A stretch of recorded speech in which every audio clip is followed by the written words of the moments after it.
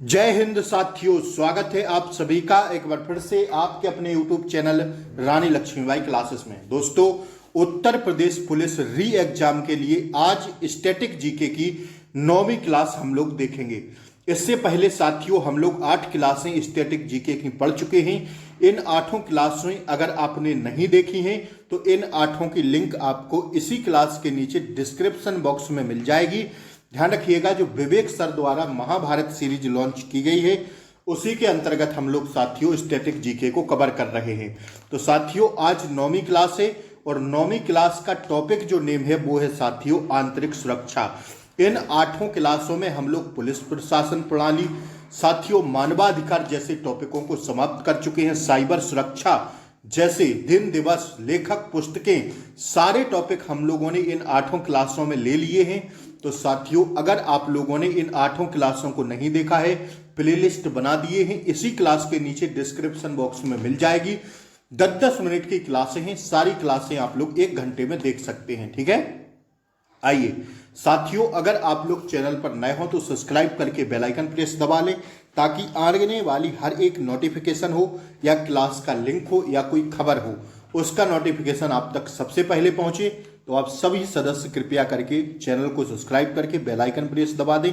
आइए स्टार्ट करेंगे आज की क्लास को। हम लोग महत्वपूर्ण क्लास होगी, अंत तक बने रहना क्लास में। बाद में टारगेट करके जरूर बताना कि आज आप कितना सही कर पाए। ठीक है, आइए क्लास को लाइक कर दें और शेयर कर दें।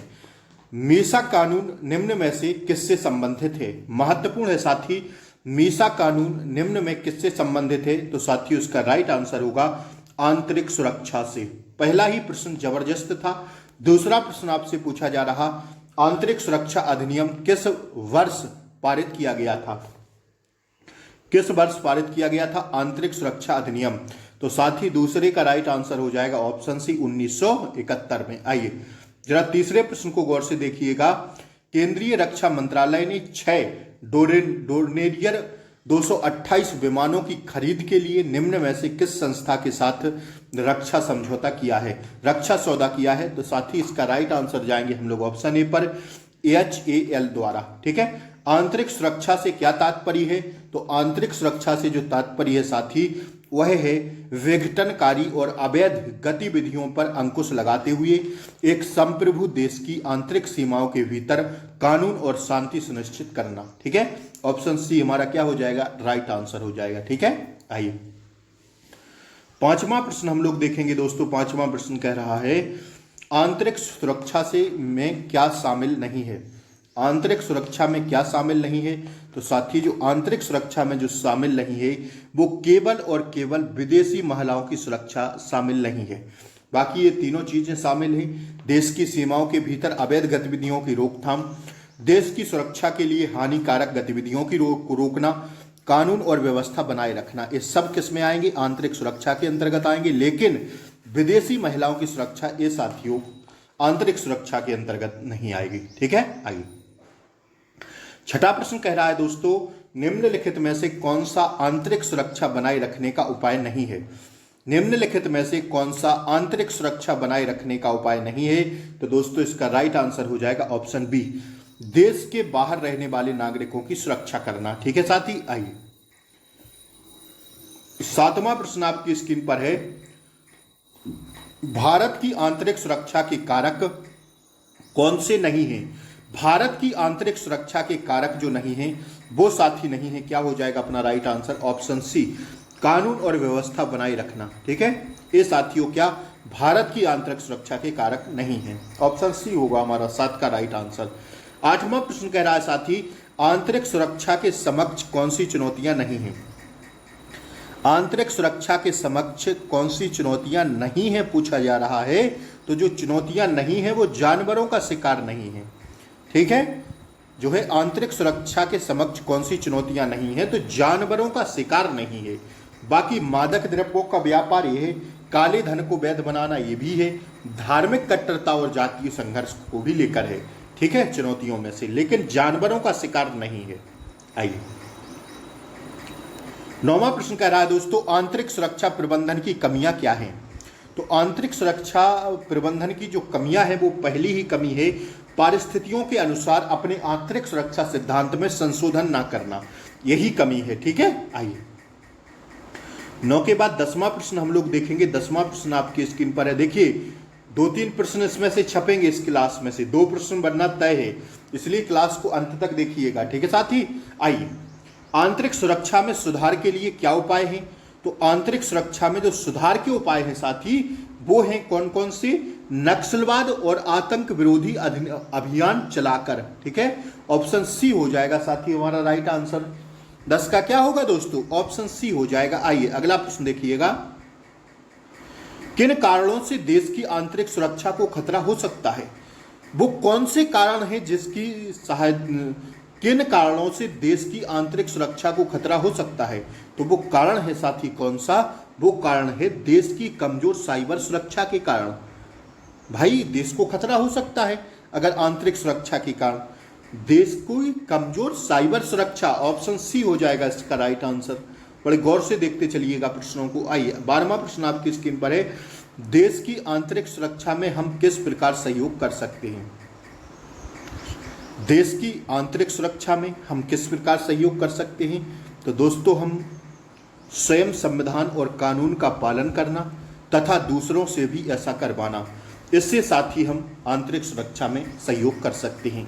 स्वयं हम भी संविधान और कानूनों का पालन करें और दूसरों से भी करवाएं, तो साथ ही देश की आंतरिक सुरक्षा में हम सहयोग कर सकते हैं। ठीक है बात, आइए आंतरिक सुरक्षा सिद्धांत के घटकों में क्या शामिल नहीं है? बताइए आंतरिक सुरक्षा सिद्धांत की घटकों में क्या शामिल नहीं है? तो साथ ही जो शामिल नहीं है वो ऑप्शन सी हो जाएगा, कर की चोरी शामिल नहीं है। ठीक है साथी, कर की चोरी शामिल नहीं है, बाकी साइबर सुरक्षा, सीमा प्रबंध और साथ ही केंद्र राज्य समन्वय, ये सारी चीजें शामिल हैं। आइए चलिए अगले प्रश्न को देखने की कोशिश करते हैं। पिछले वर्षों में आंतरिक सुरक्षा को मजबूत करने के लिए क्या उपाय किए गए हैं? पिछले वर्षों में आंतरिक सुरक्षा को मजबूत करने के लिए क्या उपाय किए गए हैं? तो साथ ही जो उपाय किए गए हैं वो उपाय का नाम है गैर कानूनी गतिविधियों अधिनियम 1967 के द्वारा। ठीक है, बात समझ में आ रही है? आइए अगला प्रश्न देखिए। 14वां प्रश्न हो गया ना। 15वां प्रश्न देखिए। 15वां प्रश्न कह रहा है भारत की प्रतिरक्षा और सुरक्षा से जुड़े किस संगठन का ध्येय है उद्यम, निष्पक्षता और साथियों सच्चरित्रता? सच्चरित्रता बताइए। 15 का राइट आंसर होगा क्या होगा राइट आंसर? भारत की प्रतिरक्षा और सुरक्षा से जुड़े किस संगठन का ध्येय है उद्यम, निष्पक्षता और सच्चरित्रता? तो भारतीय सेना का ध्येय है। इसका ऑप्शन ए हमारा राइट आंसर हो जाएगा। किसका ध्येय है? उद्यम, निष्पक्षता और सच्चरित्रता। ऑप्शन ए भारतीय सेना का। ठीक है, 16वां प्रश्न देखिएगा। भारतीय अपराध जांच विभाग सीआईडी का जनक किसे माना जाता है? भारतीय अपराध जांच विभाग मतलब सीआईडी का जनक किसे माना जाता है? तो 16 का राइट आंसर हो गया ऑप्शन बी, राय बहादुर पंडित शंभुनाथ को। राय बहादुर पंडित शंभुनाथ को, ऑप्शन सी हो जाएगा right answer. Sorry option B होगा। ठीक है, ऑप्शन बी होगा। आइए बढ़ते हम लोग 17वें प्रश्न की ओर। जरा 17वें प्रश्नों पर गौर करिएगा। सीआईडी की डैश डैश डैश शाखा जालसाजी और नकली चीजें बनाने जैसे गंभीर अपराधों की जांच करती है किसकी? तो साथ ही इसका राइट आंसर होगा किसकी जांच करती है? अपराध शाखा की। ठीक है, आइए ये रहा अंतिम प्रश्न। ठीक है, क्या कह रहा है भैया? आंतरिक सुरक्षा का अंतिम प्रश्न आपकी स्क्रीन पर चल रहा है। राष्ट्रीय सुरक्षा अधिनियम 1990 के तहत राष्ट्रीय सुरक्षा शब्द में डैश डैश डैश सम्मिलित नहीं है। राष्ट्रीय सुरक्षा अधिनियम 1980 के तहत राष्ट्रीय सुरक्षा शब्द में डैश डैश डैश सम्मिलित नहीं है। क्या सम्मिलित नहीं है? तो भारत के अंतर्राज्यीय जल विवाद सम्मिलित नहीं है। तो साथ ही इस टॉपिक में लगभग 18 प्रश्न थे जो मैंने आपको कराए। 1 से 2 प्रश्न आने की हर हाल में संभावना है। आप कितना सही कर पाए 18 में कमेंट बॉक्स में बताइए। और साथ ही अब एग्जाम के जो आपके फिजिकल वगैरह के नोटिस हैं वो वायरल होना शुरू हो गए हैं। तो देखिए, डेट आपकी कभी भी आ सकती है, आज आ जाए, कल आ जाए, परसों आ जाए, 7 दिन बाद आ जाए, 10 दिन बाद आ जाए।